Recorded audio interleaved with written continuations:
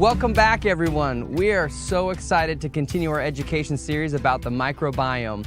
Hopefully you remember last week or 2 weeks ago when Dr. O and Lauren talked about how important our microbiome is to our entire body and each body system. Hopefully you're already using PB Assist Plus and PB Assist Junior to assist your body in creating a healthy microbiome. Today, Dr. Brannick Riggs and Lauren are going to talk about how our lifestyle impacts our microbiome, both in a negative way and a positive way, and how each level of the lifestyle pyramid is also impacted by our microbiome. We have a jam-packed call for you today. We are really excited to share this with you. Over to you, Lauren. Thanks, Jared. And today I am here with our VP of Education, the one and only Dr. Riggs. Thank you. So are you ready to try to accomplish the impossible today and discuss the entire wellness pyramid and microbiome in 15 minutes or less? I'm actually excited about this, really discussing how small decisions that we make every day really has a large impact on our microbiome, either helping or sometimes giving us challenges on this. Absolutely. So how about we kick it off with nutrition and digestion? That's great. All right, nutrition. This can be one of those tricky topics if people are like, I don't know what I should be eating. I don't know how much of an impact it really has on my health. And I think you have a whole bunch of knowledge to drop on us today about the impact on our microbiome. Yeah, there's so much information out there now. So people are really, it's also kind of a polarizing conversation of we should eat this way and we should eat this way. And there are some things that we can glean from this. Like for instance, we know that a varied diet actually helps us in our microbiome. We know that fresh fruits and vegetables help us in our microbiome. We also know that there are certain things that cause challenges in our microbiome, such as eating fast food, right? Processed food changes the microbiome and starts in as little as an hour after eating a fast food meal. So one meal can have an impact. One meal. And then we often think, well, I'm just going to take a vacation. I'm just going to be gone for 10 days. It's not a big deal. But there's research out of the King's College in London that indicates that if you eat fast food or processed food for 10 days, you lose up to 40% of the diversity of your microbiome. That's 1,400 species that die off because you're eating highly processed food. Okay, so people don't throw it out the window. If they mess up on one meal, does that mean the whole day is shot? So great point. We often will kind of throw out the baby with the bathwater. Like, oh, I ate some processed food and Dr. Riggs said my microbiome changes in an hour. But the good news is it doesn't change everything in an hour. We can then say, okay, so I went on a trip and was hungry, so I stopped by a fast food place, but then you just get right back on the bandwagon, right? It's really those choices every single day, like we've talked about earlier, that lead to a significant shift in all this. It's not just the one time. So every time we make a decision about the whole wellness pyramid, sleep, movement, nutrition, metabolism, exercise, all those things, really the accumulation is what really affects our microbiome. I love that. So we got to hear from Dr. O and he talked about the importance of diversity. And you just brought it up again and how our diet impacts the diversity of our microbiome. So do you want to dive into that a little bit? Yeah, so there's kind of up to around 5,000 different species that live in our gut particularly. Now, we're not talking about skin. We're not really addressing oral and respiratory yet. But when we talk about just our gut, there's about 5,000 different species in our microbiome. And what we do and what we eat changes what happens in there, which species are supported, which species feel less supported. And then they in turn emit certain chemicals through their and hormones through their metabolism that then teaches our system what to do. So for instance, we know that certain bacteria in our microbiome increase gut permeability, which then means we deal with some challenges of things getting through that lining that shouldn't be there. And then we know that certain other of the bacteria will actually help seal that up. And so then we're not absorbing those things that can be bad for us.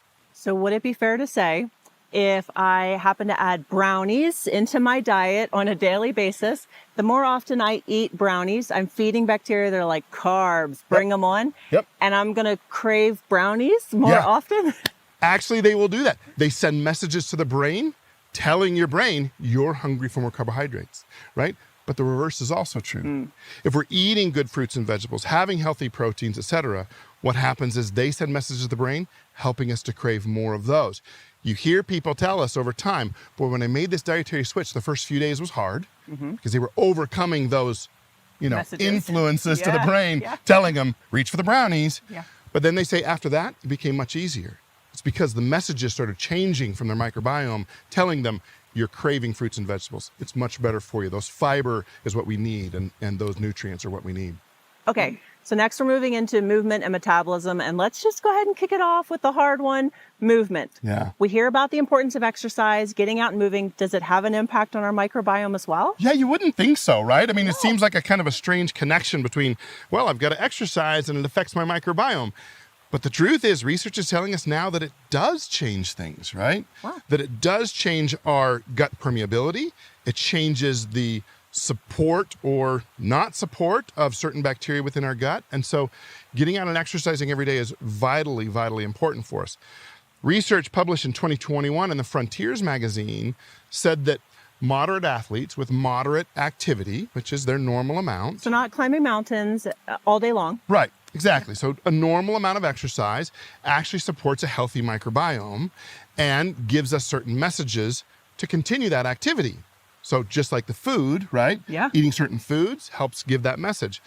Also, the research tells us that really, really high intensity exercise, there can be too much of a good thing, actually changes gut permeability and changes the microbiome. What's fascinating is their microbiome changes to be better able to handle carbohydrates, which often high intensity athletes are eating, and helps them handle blood sugar better to sustain it longer. So yes, it may do some problems, but it also changes the microbiome to support the activity that they're doing. So those that are marathon runners, those that are running those 100-mile races, which is amazing to me, actually change their microbiome by doing those things. So too much exercise could actually cause a stress response. So we'll go into to stress and rest in a minute. Yeah. But you're saying that also our body is adapting to the fuel sources necessary for survival. Yeah. Amazing, right?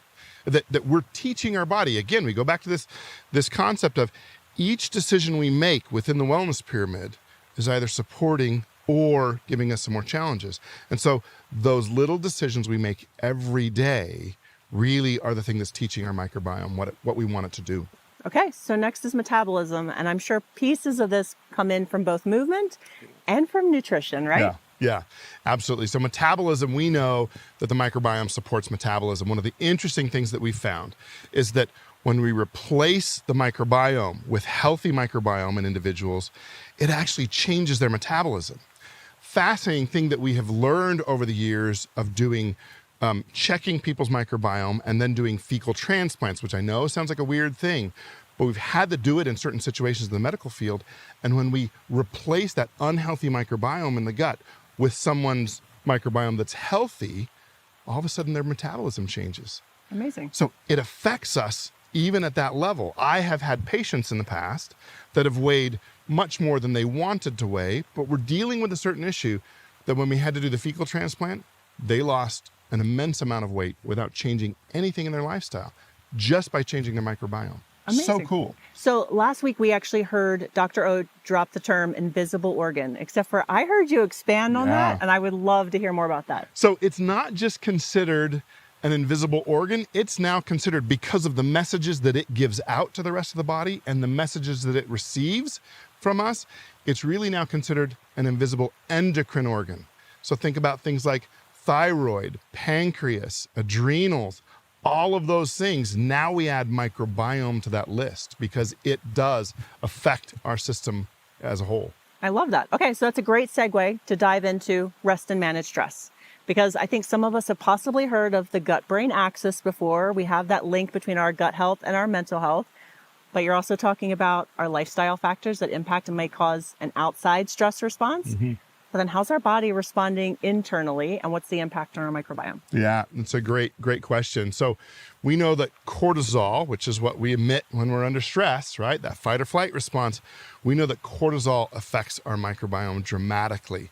When we're stressed, so is our gut. right? So we don't get to avoid that stress response changing our gut. And the microbiome then changes based upon that stress response. And some of us are probably familiar with that. When we felt really stressed, we got that knot in our stomach. Right. We may feel a little bit nauseous. So Right. it's more than just a gut feeling. Yeah, it's true. And often we talk about it in this way because we say, oh, I just got a sick feeling in my gut. It's because we're under stress. Yeah. It isn't just a saying. It's a for real thing that's happening to us that we're experiencing in real time on that. So how about sleep? Does sleep have any impact on the microbiome? Oh, of course it does, because we've talked about every aspect of the wellness pyramid does. Yeah. So when it comes to sleep, we know that the diversity of microbiome that we have in our gut actually impacts efficiency of sleep, the quality of sleep that we get, and how long we're sleeping. In addition to that, certain bacteria also help us with short-chain fatty acid production, which then helps us with serotonin production, which 90% of serotonin made in the GI tract. Yep. And then that serotonin is metabolized into melatonin. We know the great benefits of melatonin there. So absolutely, sleep impacts all of that. And as you might imagine, that impacts sleep in turn. Again, that system back and forth between messages we're giving it and messages it's giving us. Yeah. Back and forth. So lifestyle factors, Yeah. supporting the microbiome, all good outcomes so far. Absolutely. Okay. Great. So how about we move into what kind of lifestyle aspects are probably having a negative impact on our microbiome? And we dive into a little bit about reduced toxicity. Yeah, there are some things out there that affect us, right? How about cleaners? Because I think the messaging for so long has been, you want to, it kills 99% of germs, right? We want to kill and abolish everything from everywhere. Yeah. And we're spraying it all over our house. And then our little kids are like sucking on the counter. And like, is this having an impact on our microbiome? Absolutely it is. We know that cleaners contain some chemicals that can cause problems with our microbiome. And I really like to encourage my parents to let their kids go out inside and play in the world, right?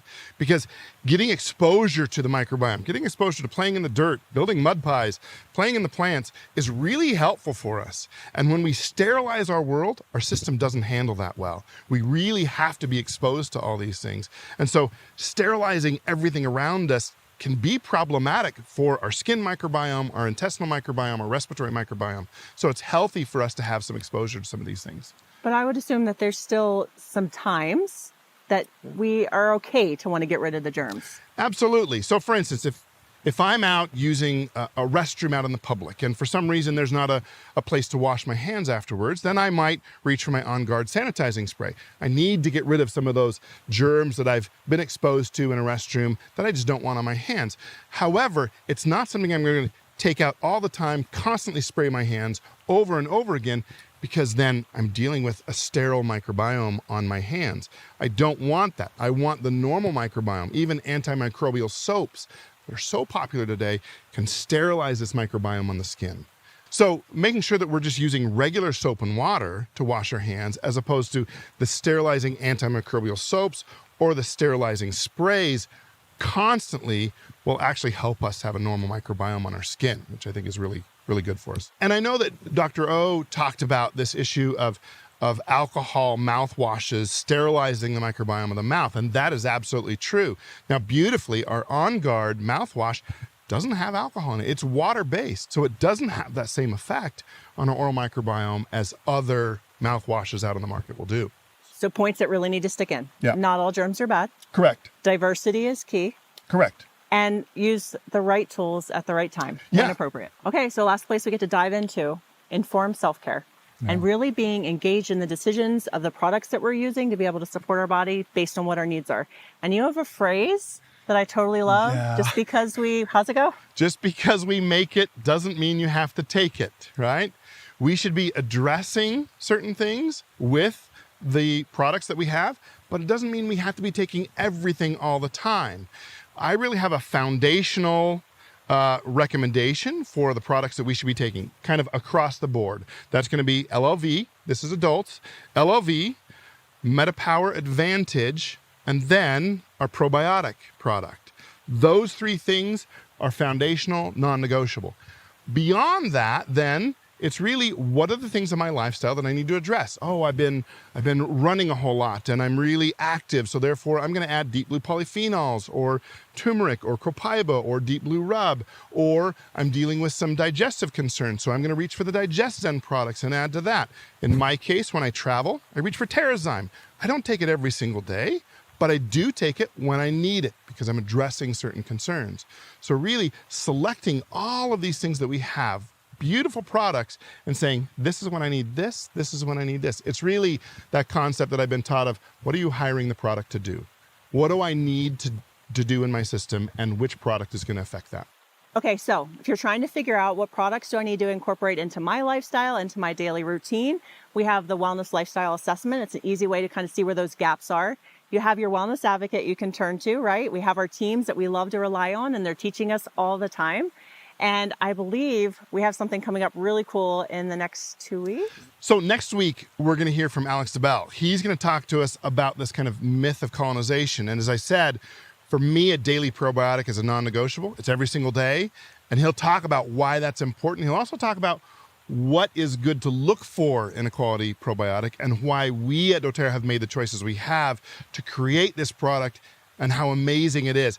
I'm actually so excited about this. This is going to be great. So not all probiotics are created equal. Oh, absolutely not. And it's been the challenge over the years. You know, in the 90s, the research on the probiotic world was really telling us you probably shouldn't be using it. But the challenge was it wasn't great quality of a product. Matter of fact, when you looked at some of them, when we look at colony forming units, there were 0 in some of those, which then would tell you, well, when you take this product, there is no benefit, so don't take a probiotic. Now the technology's gotten so much better, and we're so much better at creating products like this one that doTERRA has, that you're going to see incredible amounts of benefits with taking something that we're producing.